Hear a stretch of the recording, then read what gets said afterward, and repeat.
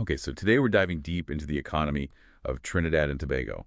It's quite the puzzle. It really This is. huge paradox.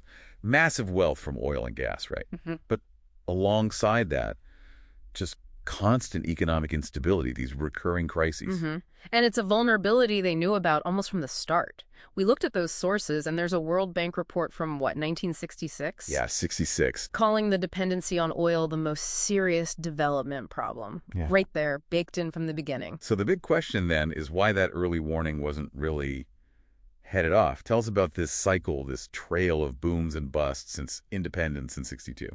Right. Well, you had the first massive boom, the oil boom, roughly 74 to 82, really built the modern country in many ways. Huge investments then. Huge. But then, bam, the debt crisis hits, 83 to 93. That led to the IMF coming in. The structural adjustment period. And for people listening, that often means, well, tough times, austerity, cuts. Exactly. Painful measures. Then things picked up again with natural gas. That fueled the second big boom, maybe in 94 up to around 2008. Okay, another upswing.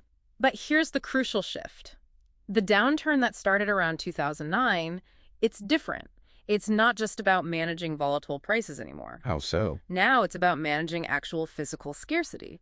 The natural gas production itself peaked around 2010 and has been declining pretty significantly ever since. Wow, okay, so it's not just the price dropping, it's the actual amount of gas coming out of the ground. Yeah. That sounds fundamentally more challenging. It is. How does that scarcity hit the economy day to day? Is it mainly the foreign exchange issue we read about? Precisely. Forex. US dollars, basically. The energy sector brings in almost all of it. So, less gas production means fewer US dollars coming in. Simple as that. And that causes shortages. Chronic shortages. And that absolutely cripples the non-energy businesses. You know, the ones they need for diversification. Right. We saw that banks end up rationing the Forex.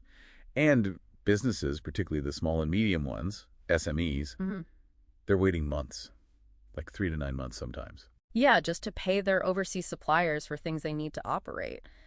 Imagine trying to run a business like that. The bottleneck. I'm a major one. And there was that 2025 survey finding, over a third of businesses waiting more than 4 weeks just to get requests processed. It stifles growth. If you can't import reliably, you can't diversify. And this ties into the government's finances too, right? The fiscal side. Absolutely. Because energy revenues also prop up the government budget. So less energy revenue means deficits. They've run a deficit pretty much every single year since 2009. Wow.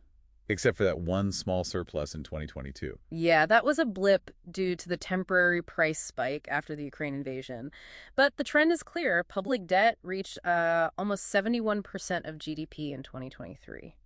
And being that dependent makes you really vulnerable to external shocks too, like trade policy changes. Definitely. Like the U.S. tariffs in 2018 under the Trump administration, that ended duty-free access for a lot of TNT exports. Right. Hitting things like metals and chemicals particularly hard. Exactly. The very sectors they'd built up. The projected loss was nearly U.S. $300 million a year. Just shows the risk. Okay, so a tough picture. Dependency, Forex shortages, fiscal deficits, external shocks.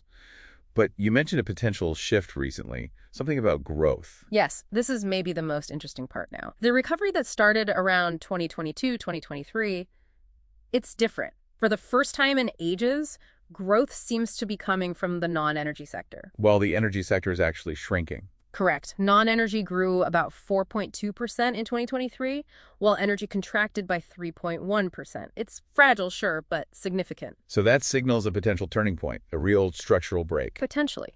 But it means the transition strategy is absolutely critical now. You need two things happening at once. Okay, what are they? One, you've got to maximize what's left of the gas, get those new fields like the Dragonfield project with Venezuela up and running successfully, squeeze out every molecule you can efficiently. Makes sense. And the second track? Accelerate the green transition, but strategically.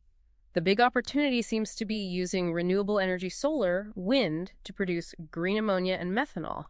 So using their existing petrochemical plants, which are world-class, Exactly. but feeding them with green hydrogen made from renewables instead of natural gas. Precisely. Decarbonize the existing industrial base, keep that competitive advantage in chemicals, but made it sustainable. That's the smart play, maybe. So it's a really pivotal moment. The old problem was price swings. Mm. The new problem is the resource itself declining. Mm. And this recent non-energy growth. Right. Is it the start of something real? Or will TNT stay stuck unless they push through some really deep reforms?